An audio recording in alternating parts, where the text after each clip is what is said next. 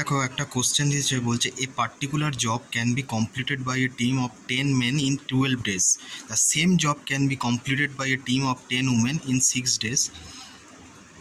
How many days are needed to complete the job if the two teams work together? দেখো এখানে হচ্ছে 10 men's 12 দিনে যেটা করছে সেটা 10 উমেন্স 6 দিনে করছে, তার মানে এই দুটো ইকুয়াল। এখান থেকে মেন আর উমেনের এফিসিয়েন্সি পেয়ে গেলাম। ম্যানের এফিসিয়েন্সি হচ্ছে 1 আর উমেনের হচ্ছে 2।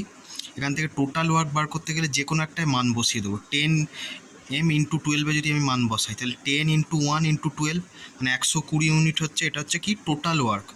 এবার বলছে দুটো টিম মিলে কত দিনে কাজটা শেষ করতে পারবে, তাহলে টোটাল ওয়ার্ক হচ্ছে 120 ইউনিট। 10জন মেন আর 10জন উমেন মিলিতভাবে শেষ করবে কাজটা, তাহলে 120 ভাগ হচ্ছে 10 ইন্টু 1, মেন যেহেতু এফিসিয়েন্সি 1, আর 10 ইন্টু 2 মানে 20, তাহলে 20 আর 10 কত হচ্ছে 30।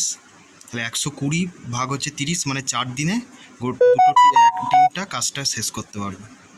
তার মানে অপশানে এটাই এর কারেক্ট অ্যান্সার হবে।